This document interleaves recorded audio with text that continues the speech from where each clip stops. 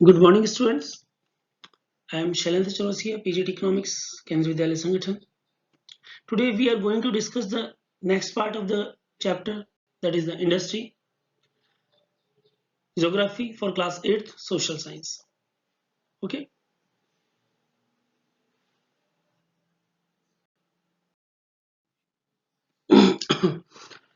Okay. In the previous class we have done that the industrial hazards and various risk reduction measures have been done by us. Okay. Now today we have to start the distribution of major industries. ठीक है, major industries कौन कौन सी है पूरे world में, ये आज हमें डिस्कस करनी है. ठीक है, तो world's major industries are the iron and steel industry, the textile industry and the information technology industry. ये मैं देखनी बच्चों, ध्यान देना यहाँ पे कि कौन कौन सी इंडस्ट्रीज पूरे वर्ल्ड में सबसे ज्यादा मेजर है. हम देखते हैं यहाँ पे आयरन एंड स्टील सबसे ज्यादा मेजर मानी जाती है, क्योंकि सारी की सारी जितनी भी इंडस्ट्री है उनमें जो मशीनें वगैरह बनती है वो सब इसी से, जो आयरन हमें मिलता है उससे बनती है. इसके अलावा टेक्सटाइल इंडस्ट्रीज, ठीक है, कपड़े वगैरह बहुत इंपॉर्टेंट है. और इंफॉर्मेशन टेक्नोलॉजी इंडस्ट्री ये बहुत ही ज्यादा इंपॉर्टेंट मानी जाती है, क्योंकि बिना इंफॉर्मेशन के हम किसी भी इंडस्ट्री को, किसी भी सेक्टर को अच्छे से रन कर ही नहीं सकते हैं कभी भी. ठीक है, तो the iron and steel and textile industries are the older industries. ये में ध्यान रखना है यहाँ पे कि इनमें सबसे ज्यादा जो सबसे ज्यादा पुरानी है वो कौन सी है, iron and steel and textile industry. ठीक है, और इंफॉर्मेशन टेक्नोलॉजी इंडस्ट्री एक इमर्जिंग इंडस्ट्री के रूप में जानी जाती है, यानी कि अभी जिसका अच्छे से अभ्युदय हो रहा है, जो आगे निकल के आ रही है, जिसमें और बहुत सारी संभावनाएं हैं. ठीक है, अब हमें ध्यान देना है यहाँ पे कि ऐसी कौन कौन सी कंट्रीज है जिसमें आयरन और स्टील इंडस्ट्री लोकेटेड है. ठीक है, जर्मनी है, यूएस है, चाइना, जापान, रशिया. ठीक है, ये इंपॉर्टेंट कंट्रीज हैं जो आयरन और स्टील इंडस्ट्री के लिए फेमस है, जहाँ पे लोकेटेड है स्पेशली. और टेक्सटाइल इंडस्ट्री कहाँ पे कंसंट्रेट है, इंडिया में हमें ज्यादा देखने को मिलती है. हांगकांग है, साउथ कोरिया है, जापान है, ताइवान है, यहाँ पे हमें टेक्सटाइल इंडस्ट्री ज्यादा देखने को मिलती है. और इसके अलावा the major hub of the information technology की जो सूचना तकनीकी है, उद्योग है, उसका जो मेजर हब है, ठीक है, सिलिकॉन वैली जो सेंट्रल कैलिफोर्निया की है उससे माना जाता है. और भारत में वो है बेंगलोर रीजन. ठीक है, हम सभी जानते हैं बेंगलोर भारत का कैलिफोर्निया माना जाता है. किस मामले में, इंफॉर्मेशन एंड कम्युनिकेशन टेक्नोलॉजी के मामले में. ठीक है, तो सबसे पहले हम शुरू करते हैं यहाँ पे आयरन और स्टील इंडस्ट्री से. ठीक है, तो जिस तरह से अदर इंडस्ट्रीज है उसी तरह से आयरन और स्टील इंडस्ट्री भी में बहुत सारे जो इनपुट्स हम काम में लेते हैं, प्रोसेस होता है, आउटपुट होता है. ठीक है, हम इसको कौन सी इंडस्ट्री कहते हैं, फीडर इंडस्ट्री. मतलब जितनी भी दूसरी इंडस्ट्रीज उनके लिए फीड करने का काम करती है. ठीक है, उनके लिए रॉ मटेरियल प्रोवाइड करती है. ठीक है, तो whose produced are used as raw material for other industries. पहले हम बात कर ही चुके हैं इस बारे में, है ना. तो the inputs for the industry includes raw materials such as iron ore. कौन कौन से raw materials में काम में ले रहे हैं हम, आयरन ओर काम में ले रहे हैं. ठीक है, कोल काम में ले रहे हैं, कोयला, और लाइमस्टोन काम में ले रहे हैं.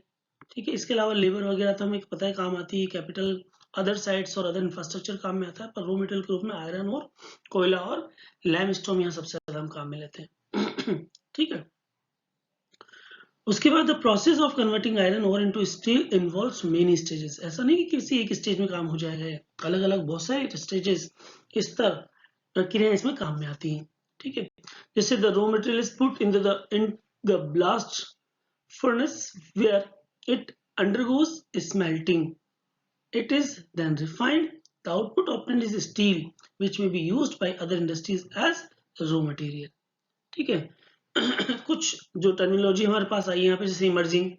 इमर्जिंग का मतलब कि industries are also known as sunrise industries. ठीक है, जिसका मैंने आपको बताया, जिसमें बहुत सारी संभावनाएं अभी भी मौजूद हैं.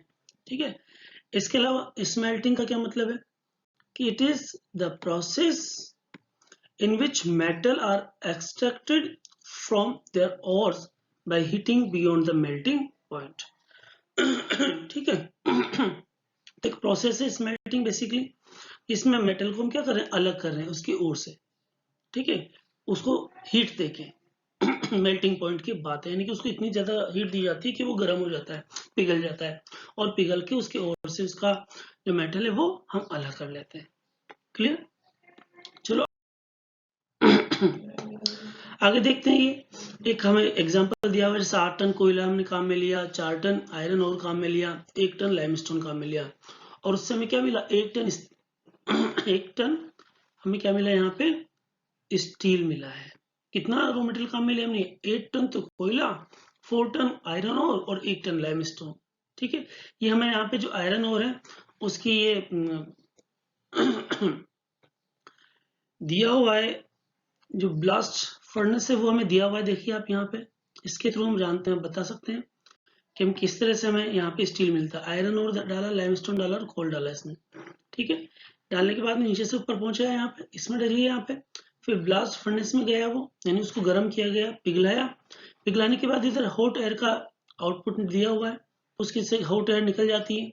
ठीक है, मेल्ट हुआ आयरन है वो इधर निकल जाता है, और जो स्लिग जो भी हमारा अपशिष्ट वगैरह है वो इधर निकल जाता है। ठीक है, हम देख सकते हैं इसको आसानी से। ठीक, अब एक इंपॉर्टेंट बात की इसकी यूजेस क्या क्या है, किस तरह से हम इसको काम में आगे लेते हैं। तो steel is tough and it can easily B shaped, cut और मेड इनटू वायर। ठीक है, इजीली इसको शेप भी कर सकते हैं हम, कट भी कर सकते हैं, और कोई भी वायर वगैरह चीजें जो इंपॉर्टेंट चीजें वो भी बना सकते हैं। Especially alloys of steel can be made by adding a small amount of other metals. ठीक है, जो हम आजकल सुनते हैं ना कि alloy wheel वगैरह है उसमें, तो इसका ये है क्या बेसिकली, तो ये स्टील है है ना, can be made adding small amounts of other metal. कौन कौन से, जैसे एल्यूमिनियम है, निकल है, कॉपर है। ठीक है, तो alloy gives steel unsensual hardness, toughness और ability to resist rust। इसीलिए ये बहुत ज्यादा चलते हैं और बहुत ही ज्यादा इनकी पावर भी होती है। ठीक है, हर मामले में, जैसे कि टफनेस अच्छी होती है, हार्डनेस होती है। ठीक है, और रस्ट के खिलाफ भी रेजिस्ट कर सकते हैं, प्रतिरोध कर सकते हैं उसका। तो steel is often called the backbone of modern industry. हमें याद रखना है कि स्टील को हम एक मॉडर्न इंडस्ट्री का बैकबोन मान के चलते हैं, क्योंकि almost everything we use in either made और of iron or steel or has been made with tools and machinery of these metals।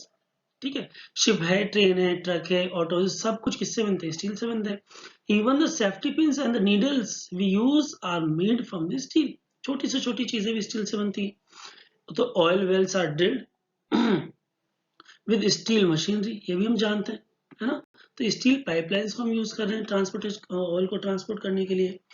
इसके अलावा मिनरल्स हैं, है ना, are mined with steel equipments. बहुत से जो मिनरल्स हैं, खनिज पदार्थ हैं, वो भी किससे निकालते हैं, स्टील के इक्विपमेंट से निकाले जाते हैं।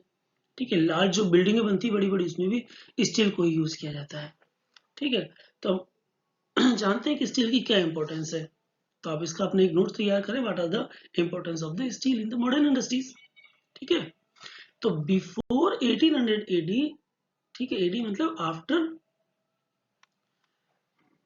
Christ, iron and steel industry was located where raw material running water was easily available। मतलब उस एडी के बिफोर, ठीक है, जो 1800 सेंचुरी थी एडी की, उसके पहले जहां पे रॉ मटेरियल ज्यादा अच्छे से मिल जाता था वहीं पे ये एस्टेब्लिश हो जाती थी। ठीक है, हम देखते हैं अधिकांश इंडस्ट्रीज ऐसी हमें वहां पे मिलती है, जिससे वहां पे रेलवे की फैसिलिटी मिल जाती है आसानी से। लेकिन 1950 के बाद में एक स्पेशल एक चीज देखी गई कि ये लार्ज एरिया जहाँ पे था फ्लैट, है ना, जहाँ पानी पास में था, समुद्र के पोर्ट थे, वहां पे इसे एस्टेब्लिश किया गया due to the availability of transportation facilities easy. ठीक, ऐसा क्यों किया गया भाई, this is because by time steel works had become very large and iron ore had to be imported from overseas. यानी कि हमने इंपोर्ट किया ओवरसीज से आयरन ओर को, तभी तो, इसलिए वहां पे एस्टेब्लिश करो जहां पे इसे आसानी से इंडस्ट्रीज के पास में पहुंचाया जा सके। ठीक है, तो अब भारत में आयरन और इंडस्ट्रीज कहाँ पे डेवलपमेंट, देखो इसमें यहाँ पे एक आपको पिक्चर भी दी हुई है, इसको हम समझ सकते हैं कि बेस्ट लोकेशन इसके लिए 1950 में क्या थी, समुद्र के पास में इसको लोकेट किया गया। ठीक है, आगे देखो advantage of raw material, cheap labour, transport and market. हमारे यहाँ पे से सब अवेलेबल है, इसलिए यहाँ पे आयरन एंड स्टील इंडस्ट्री अच्छी एस्टेब्लिश हुई है। ठीक है, तो कहाँ कहाँ पे हम हो सकते हैं, जैसे भिलाई है, दुर्गापुर है, बर्नपुर है, Jamshedpur, Rourkela, Bokaro are situated in a region that is spread over 4 states। कौन कौन से? बंगाल, झारखंड, ओडिशा, छत्तीसगढ़, यहाँ पे साले एस्टेब्लिश किए गए। इसके अलावा भद्रावती है, विजयनगर कर्नाटका में, विशाखापट्टनम है आंध्र प्रदेश में, सेलम है तमिलनाडु में। ये भी अदर इंपॉर्टेंट स्टील सेंटर्स हैं, ठीक है, क्योंकि यहाँ रिसोर्सेज अवेलेबल है।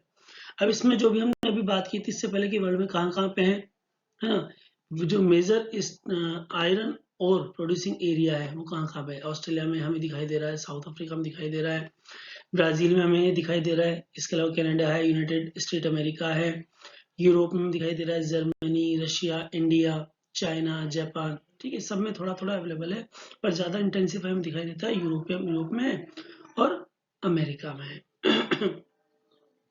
ठीक है, आगे हम बात करें तो अगला जो हमारा इंपॉर्टेंट सेक्टर वो है जमशेदपुर। तो यहाँ पे भी 1947 के पहले, ठीक है, ओनली एक ही आयरन एंड स्टील प्लांट लगाया गया था। उसका क्या नाम था? TISCO, Tata iron and steel company limited. ठीक है, तो जमशेदपुर में था टिस्को सबसे पहले। एक बहुत इंपॉर्टेंट क्वेश्चन है, कई बार पूछ लिया जाता है। तो इट वॉज प्राइवेटली ओन्ड, यानी कि प्राइवेट सेक्टर में था ये। तो इंडिपेंडेंस के बाद में गवर्नमेंट ने एक इनिशिएटिव लिया, है ना, और अलग अलग जगह पे अलग अलग आयरन और स्टील प्लांट्स लगा दिए। तो टिस्को कब शुरू हुआ था? एक अच्छा क्वेश्चन है हमारे लिए। 1907 में टिस्को शुरू हुआ था। कहाँ पे? Sakchi, near the conference of reverse. ठीक है, several iron and steel plants. Tisco has started 1907 at Sakchi near the confluence of river Subarnrekha and Kharkai in Jharkhand। ठीक है ना, इस तरह से ये आगे बढ़ा हुआ। तो geographically Jamshedpur is most conveniently, ठीक है, जमशेदपुर की खास बात क्या है कि मोस्ट कन्वीनियंट रहा है आयरन और स्टील इंडस्ट्री के लिए देश में। क्लियर? नेक्स्ट देखो। नेक्स्ट यहाँ पे लोकेशन दी हुई है जमशेदपुर की पूरी, किस तरह से रेलवे लाइन डली हुई है, अलग अलग जो स्टील वर्क्स है वो हैं, स्वर्ण रेखा रिवर यहाँ पे हमारे पास है, मार्केट है, मेजर रोड यहाँ आसपास थी हमारे सभी गिवन है यहाँ पे। ठीक, तो पूरा लोकेशन आपको दिया हुआ है, अब हम इसे समझ सकते हैं यहाँ पे। तो in Jamshedpur several other industrial plants और setup after TISCO. They produce chemicals, locomotive parts, agriculture equipments, machinery, tin plates and cable wire, etc. ठीक, the development of the iron and steel industry opened the door to rapid industrial development in India. Almost all sectors of Indian industry depend heavily on the iron and steel industry. पहले से हम बात कर ही चुके हैं इस चीज के बारे में। ठीक, नेक्स्ट अब देखो, इसके अलावा अगर हम भारत से बाहर की बात करें तो पिट्सबर्ग, जो कि अमेरिका में है, यूनाइटेड स्टेट ऑफ अमेरिका में हम देखने में आता है पिट्सबर्ग, है ना, वहां पे भी ये इंडस्ट्री आपको देखने को मिलेगी अच्छे से, क्योंकि इसके एडवांटेज वहां पे भी है। क्या एडवांटेज है? देखो, some of the raw materials such as कोयल इज अवेलेबल लोकली, है ना, वाइल द आयरन और कोयल मिल रहा है आसानी से। आयरन और जो है वो आता comes from the iron mines and Minnesota, इसके आसपास की एक जगह है, एक स्टेट है, वहां से आता है। अबाउट 1500 किलोमीटर है वहां से वो, पीटर्सबर्ग से, हाँ। तो between these mines the Pittsburgh is one of the world's best route for shipping और चीपली, यानी कि सबसे सस्ता है शिपिंग के लिए। ठीक, मतलब और को पहुंचाने के हिसाब से। The famous Great Lakes waterway है वहां पे अवेलेबल है ना। Trains carry the ore from Great Lakes, अलग अलग जो लेक्स हैं वहाँ की 5 इंपॉर्टेंट लेक्स हैं, ग्रेट लेक्स से वो पीटर्सबर्ग से पहुंचा दी जाती है। The Ohio, the Monongahela and Monongahela and Allegheny rivers provide adequate water supply, यानी कि वाटर सप्लाई की फैसिलिटीज भी वहाँ अवेलेबल है। ठीक है, तो आज बहुत ही कम लार्ज स्टील मिल्स है पीटर्सबर्ग में, लेकिन ठीक है, वो कहाँ पे लोकेटेड है ना, मोंगोहेला में एंड एलेग्रीनी रिवर्स के आसपास, ठीक है, अलोंग विद ओहियो रिवर्स। ठीक है, तो finished steel is transported to the market by both land and water routes, तो यहाँ से इजीली पहुंचाई जा सकती है। ठीक है, तो Pittsburgh area has many factors other than steel mills, लेकिन पीटर्सबर्ग में कंपैरेटिवली दूसरे फैक्टर्स भी इंपॉर्टेंट है। There these use steel as their raw material to make many different products such as railroad equipments, heavy machinery and rails. Area तो जो हमने study किए हमारे इसके बेसिकली जो आयरन एंड स्टील इंडस्ट्री इसके बारे में। अब हम बात करें यहाँ पे कॉटन टेक्सटाइल इंडस्ट्री के बारे में, ठीक है। तो अब हमें पता है कि कितना इंपॉर्टेंट है weaving cloth from yarn and ancient art. हमारे यहाँ पे ऐसा नहीं कि नया ही है, ये बहुत पुरानी आर्ट है हमारे यहाँ पे, जैसे कॉटन है, wool, silk, jute, flax have been used. इसके अलावा कॉटन है, वूल है, सिल्क है, ठीक है। Flax have been used for making clothes. The textile industry can be divided into the basis of raw material. किसके बेस पे हम डिवाइड करें? रॉ मटेरियल के बेस पे डिवाइड करें एक तो इसको, है ना। और fibres are raw material of textile industry. Fibres can be natural और मैन मेड, दो तरह के हो सकते हैं, नेचुरल है ना होंगे और मैन मेड होंगे, है ना। Natural silk, cotton, linen and jute है, और मैन मेड कौन कौन से हैं? जैसे नायलॉन है, मैन मेड है, पॉलिस्टर है, एक्रिलिक है एंड रेयंस है, ठीक। और सबसे ओल्डेस्ट इंडस्ट्री मानी जाती है, one of the oldest industry पूरे वर्ल्ड में। तो till the industrial revolution in the 18th century cotton clothes was made using hand spinning techniques, यानी कि हाथ से जो मशीनें हाथ से बनाई जाती थी, हाथ से बुनने वाली टेक्निक को यूज किया जाता था, और जिनको हम लूम्स कहते हैं, लूम का यूज करते थे बेसिकली, ठीक है। लेकिन 18th सेंचुरी में उसके बाद में पावर लूम्स आने का, यानी कि जो बिजली से चलने वाले, है ना, एनर्जी से चलने वाले आ गए पूरे के पूरे, ठीक। तो first in Britain and later in other parts of the world. Today India, China, Japan and the USA are important producer of cotton textile, ठीक। इंडिया को बहुत ग्लोरियस ट्रेडिशन माना जाता है, ट्रेडिशनल है ये इंडिया के लिए, ये टेक्सटाइल इंडस्ट्री के लिए। इंडिया के जो टेक्सटाइल था, कपड़ों, तो उनकी डिमांड बहुत ज़्यादा थी दूसरे देशों में, है ना, ऐसा कहते हैं। और जो ढाका की मलमल है जो भारत में था पहले, वो तो बहुत ज़्यादा फेमस था, तो यहाँ से बहुत ज़्यादा एक्सपोर्ट भी किया जाता था, ठीक है। तो ब्रिटिश रूल के पहले Indian hand spoon and hand woven cloth already had a wide market, यानी कि हाथ से बुना हुआ जो कपड़ा वगैरह था, है ना, ऊनी वस्त्र, सबकी बहुत ज्यादा डिमांड थी। The muslins of Dhaka, chintz of Masulipatnam, calicoes of Calicut and gold, wrought cotton of Burhanpur, Surat and Vadodara were known worldwide for their quality and design, ठीक है, बहुत फेमस है, पहले भी मैंने बताया आपको ढाका के बारे में। But the production of hand woven cotton textile was expensive, इसकी कमी क्या है, लिमिटेशन क्या है? बहुत ज्यादा महंगा है, तो हर एक व्यक्ति तो खरीद नहीं पाता ना भाई, हर व्यक्ति कैसे खरीदेगा जब इतना ज्यादा महंगा होगा? तो क्या होगा, धीरे धीरे धीरे धीरे अब इसकी जो डिमांड है वो कम होती जाएगी। कम होने का सिर्फ एक ही कारण, क्योंकि महंगा है। इसीलिए द फर्स्ट सक्सेस जो मैकेनाइज फॉर्म को लेके आया गया, जब इंडस्ट्रियल रिवोल्यूशन आया पूरे वर्ल्ड में, ब्रिटेन से निकला है। The first successful mechanised textile mill was established in Mumbai in 1854, ठीक है। हमारे देश में मैकेनाइज मिल का भी एस्टेब्लिश हुई 1854 में, ठीक है। The war, moist and climate, the port for importing the machinery, availability of raw material and skilled labor resulted in rapid expansion of the industry in the region।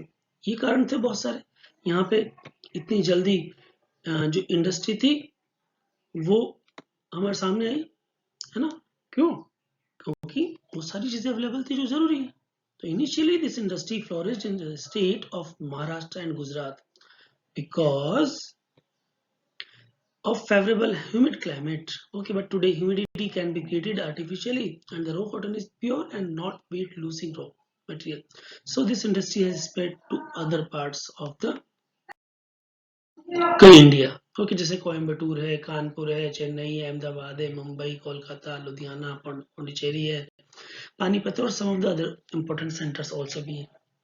इसके अलावा अहमदाबाद एक इम्पॉर्टेंट सेंटर माना जाता है जो साबरमती रिवर के किनारे है। सबसे पहले यहाँ पे फर्स्ट मिल 1859 में स्टैब्लिश हुई, ठीक है।